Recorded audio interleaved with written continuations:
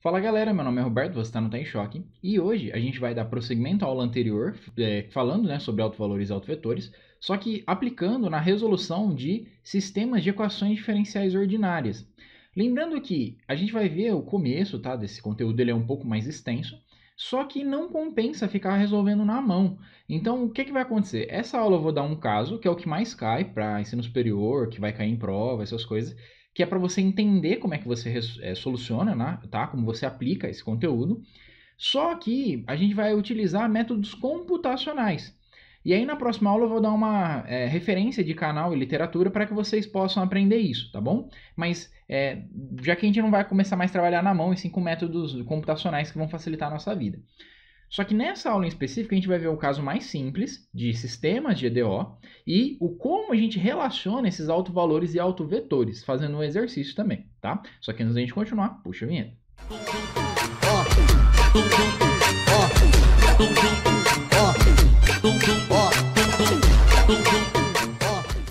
Bem, os sistemas de EDOs a gente pode definir ele em dois tipos, né? Os acoplados e os desacoplados. O que seriam os acoplados? É quando eu tenho várias funções incógnitas e elas se interligam num sisteminha, tá, de equações. Então, por exemplo, x derivado é igual a menos 2x mais y.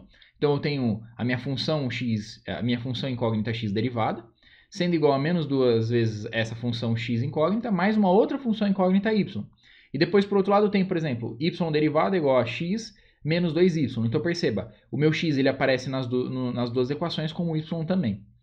Um sistema desacoplado, por sua vez, é quando eu tenho vários sistemas de EDOs em sequência, só que eles não estão diretamente relacionados. Então, por exemplo, x derivado é igual a menos 2x mais x quadrado. Depois eu tenho y derivado é igual a 3y duas vezes derivado. Então perceba, quando eu consigo desacoplar o sistema, não quer dizer que x e y não vão ter relação. Por exemplo, eles podem ser utilizados numa outra equação mais para frente. Sei lá, por exemplo, z é igual a x mais y, tá? Por exemplo. Só que, a priori, para achar essas EDOs, eu consigo separar elas, tá? E aí depois eu posso unir elas onde eu preciso. Só que esse sistema desacoplado, a gente sabe que é o quê? É resolver cada uma delas individual. E a gente veio o curso inteiro entendendo como resolve elas individualmente. Agora a gente tem que entender como é que você resolve ela quando elas estão acopladas, quando não tem como você separar isso, tá? Então esse é o objetivo dessa aula. Então o primeiro passo, você vai achar a matriz do sistema, que vai representar ele, então você vai ter uma EDO, né? E aí a gente acha a matriz, lembre-se, ele vai estar nesse sistema, nessa formatação aqui, então você vai ter que achar essa matriz, por exemplo, nesse caso seria menos 2, 1, 1, menos 2, tá? Depois você vai achar o autovalor dessa matriz e achar o autovetor dessa matriz, ou os, tá? Vai que tem mais de um.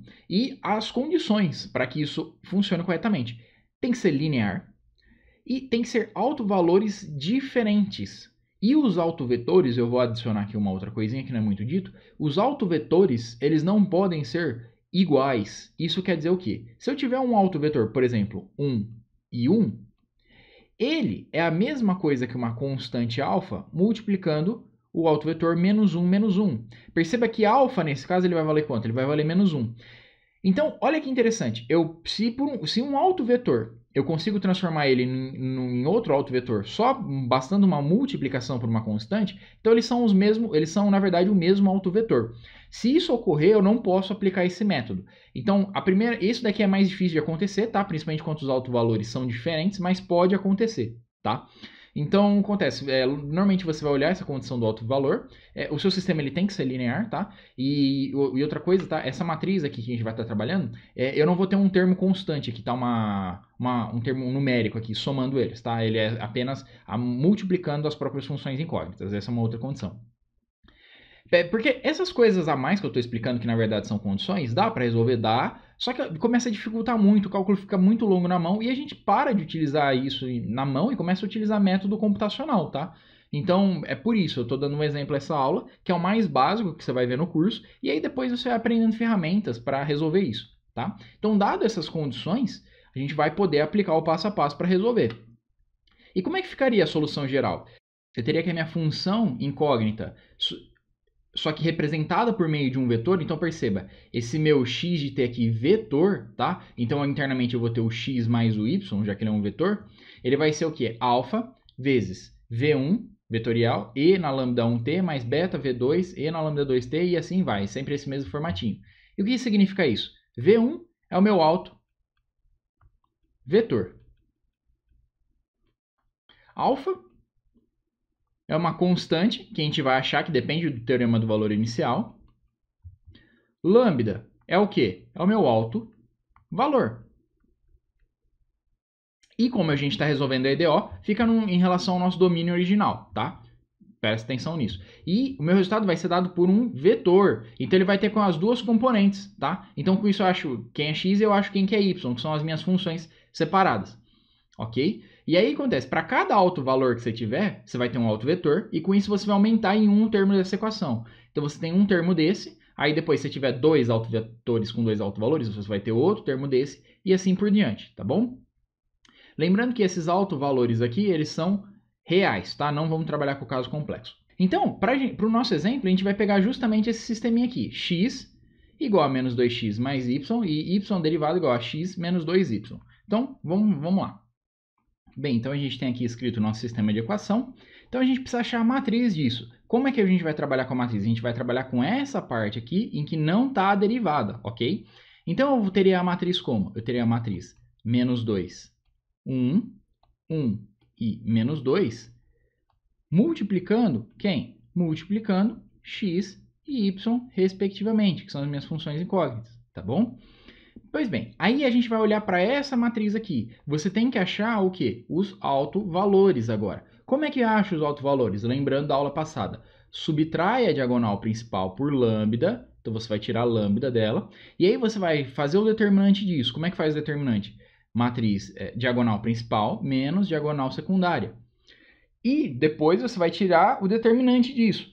Então, eu teria aqui menos 2 menos lambda, multiplicando menos 2 menos lambda, seria menos 2 menos lambda ao quadrado, menos 1 vezes 1, que dá 1. E isso iguala a 0, tá? Resolvendo isso, então, eu ia ter o quê? Lambda quadrado mais 4 lambda mais 4 menos 1 igual a 0. Então, por fim, eu teria lambda ao quadrado mais 4 lambda mais 3 igual a 0. Então, acontece, a gente achou o nosso polinômio característico, tá? Que é essa parte aqui, lambda quadrado mais 4 lambda mais 3 igual a 0. E aí a gente tira as raízes. Você tirando as raízes disso daqui, você vai obter que lambda 1 vai valer menos 1. E lambda 2 vai valer menos 3, tá? Aliás, eu peguei o mesmo exemplo da aula passada. E aí acontece. Achou isso, você tem que achar agora quem? Os autovetores. Então, achando o autovetor para lambda igual a menos 1, então a gente faz aquele esqueminha que eu tinha mostrado para vocês na aula passada. Você vai ter a sua matriz, então menos 2, 1, 1, menos 2. Você subtrai o lambda na diagonal principal. Então você vai ter aqui menos 1, que vai ser então mais 1. Então, mais 1 aqui também. Então, aqui você vai ter o que na realidade? Você vai ter menos 1 e aqui também é a mesma coisa, menos 1. Então, a sua matriz ela ficaria finalmente menos 1, 1, 1, menos 1. E aí, isso daqui, deixa eu colocar aqui no sistema entre colchetes, isso daqui você vai estar multiplicando por quem? Por algum vetor que são linearmente independentes entre eles. Então, seria A e B, por exemplo, tá? Só para variar um pouco a letra, para você ver que a letra não interfere em nada. E aí, isso daqui você vai igualar o quê? A 0. Então, 0, 0. Ah, uma coisinha, só por questão de formalidade, o pessoal coloca aqui, ó, porque é um vetor isso. Só que eu esqueço às vezes, tá? Então, tipo, lembre-se que isso aqui é um vetor, tá bom? Então, ok, você vai fazer isso daqui, então você vai obter que menos A mais B igual a 0. E depois você vai obter que A menos B igual a 0 também. Escolhe uma das duas, tá? Porque vai dar na mesma coisa no final. Você vai obter o quê? Que A igual a B. Então, se A é igual a B, o que eu posso fazer? Eu posso substituir esse vetor aqui. Então, eu teria aqui no final o quê? Eu teria A e A, por exemplo. Tá? Poderia ser B e B, dá na mesma. Que é a mesma coisa que A vezes 1 e 1. Beleza.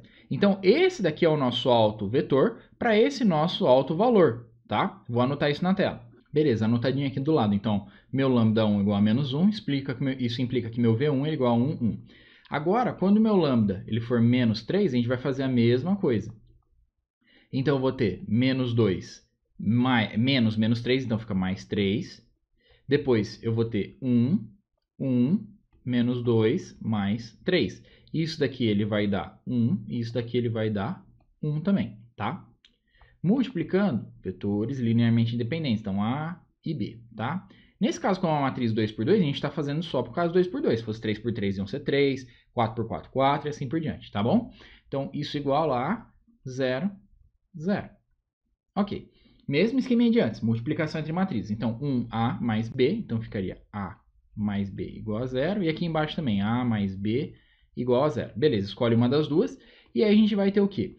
A igual a menos B, tá? E A igual a menos B, se você isolar entre elas. Então, essa vai ser a igualdade.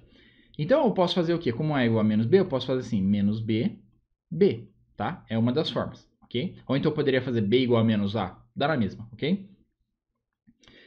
E aí, com isso, eu vou obter que eu tenho B vezes menos 1 e 1. Se você invertesse, fizesse, por exemplo, B igual a menos A, a sua matriz final ia dar 1 menos 1, tá? Mas tanto faz, ok? No final, se eu tiver 1 menos 1 e menos 1 e 1, perceba que é a mesma coisa, porque se eu multiplicar uma delas por menos 1, vai gerar o outro autovetor. Então, tipo, é o mesmo autovetor no final das contas. Aí você pode perguntar, Roberto, mas não entra naquele critério que você explicou que o autovetor ele não pode ser o mesmo, né, só multiplicando uma constante? Então, só que aí que tá. Isso daqui é um autovetor que a gente está analisando. O outro, a gente já analisou, ele é diferente, tá? Perceba que 1, eu posso multiplicar qualquer coisa. Nunca vai dar 1 menos 1 ou menos 1, ok? Então, eu estou me referindo ao mesmo autovetor, tá? A forma como você expressa ele. Isso não vai alterar os cálculos finais. Então, nesse caso, eu coloquei por menos 1, 1, ok? Então, vamos anotar isso. Tá, então a gente achou os dois autovalores, dois autovetores, e agora a gente soluciona a EDO. Aí você vai me perguntar assim, mas como, Roberto? Olha só, lembra da nossa expressãozinha. Então eu tenho alfa, que é uma constante numérica, vezes V1 e na lambda 1t, mais beta, que é outra constante numérica, vezes V2 e na lambda 2t. Basta a gente substituir aqui esses valores. Então eu vou colocar aqui em cima para vocês, tá? Então esse meu x, que seria a minha resposta, veja, ele é um vetor.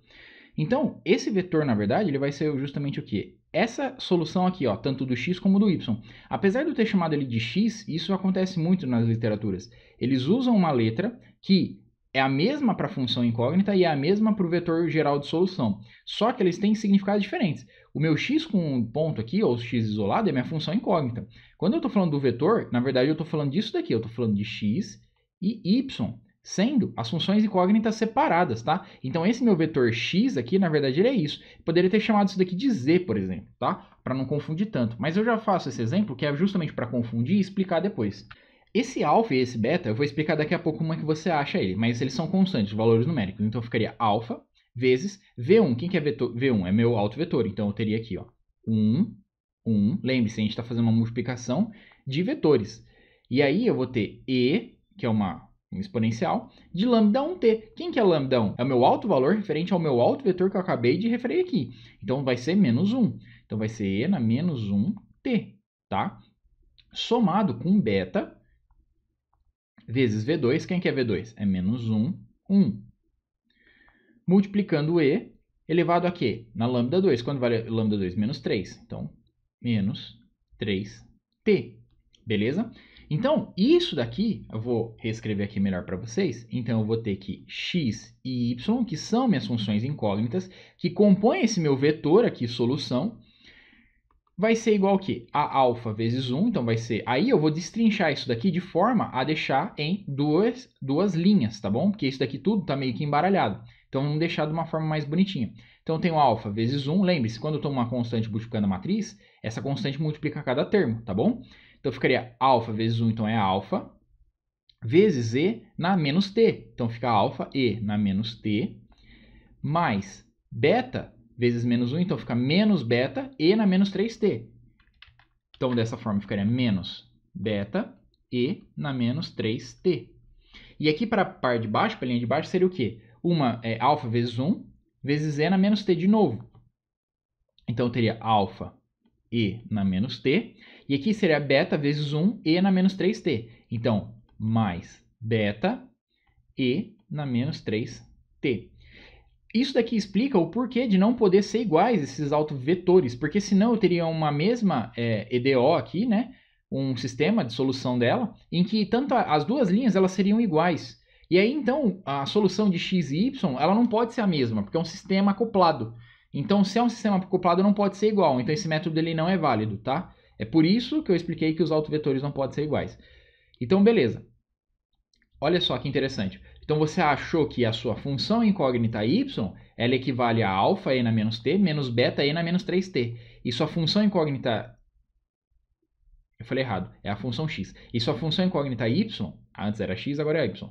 Ela vai ser alfa e na menos t, mais beta e na menos 3t, tá bom? Então, olha só. Cada linha se refere à sua função incógnita. Só que a gente escreveu isso na forma matricial, porque foi o modo que a gente trabalhou com elas. E aí você vai me perguntar, mas e o alfa e o beta? Só falta eles descobrir, né?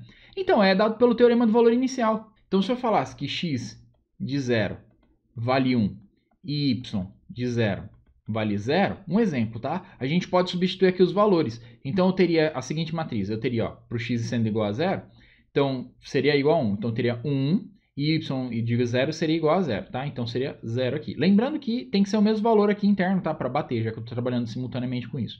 Então, ficaria 1 e 0. Isso daqui é igual, aí basta substituir. Então, aqui, alfa e na menos t. Só que o meu t agora, ele vale quanto? Ele vale 0. Então, ficaria alfa e na 0, que daria 1. Então, vai ser alfa. Beta e na menos 3t também vai ser 1 aqui, vai ser menos beta. E aqui é a mesma coisa. Tudo que vai ser, como aqui está no 0, tá? Como está elevado a t e elevado a 0 dá 1, então eu vou suprimir isso. Então, aqui também seria alfa e aqui seria mais beta. Pronto, a gente tem um sisteminha simples. Alfa menos beta igual a 1 e alfa mais beta vai ser igual a 0. E resolvendo esse sistema, eu vou obter que alfa é igual a meio e beta é igual a menos meio, por exemplo, tá? E aí, dessa forma, a resposta específica seria o quê? Ó, x de t, que é a minha função incógnita, a gente resolveu ela. Qual que vai ser o valor dela? Vai ser alfa, que é igual a meio, então seria e na menos t sobre 2, menos, aí beta seria menos meio, então seria mais e na menos 3t dividido por 2. E quem seria meu y de t? O meu y de t, por sua vez, ele seria e na menos t sobre 2, e aqui seria menos e na menos 3t dividido por 2, tá? Então, e é assim que você vai aplicar. Você resolve o sistema, tá? Acha as funções incógnitas, e aí no final você aplica o teorema do valor inicial para achar esse alfa e esse beta, ok? Bem, então você viu que a gente tem algumas condições para resolver esse tipo de sistema de EDO, que é muito clássico e vai aparecer na maioria dos exercícios. Primeira eles têm que estar acoplados entre eles, tá? Você não pode ter uma constante numérica. Se tivesse a constante numérica, aí ia complicar um pouco mais para achar. Então a gente deixa para o método computacional, tá? Ele calcula para a gente. Vamos usar o computador um pouco, pelo menos no final do curso. Você vai ter que ter os seus autovalores e autovetores diferentes entre eles, ok?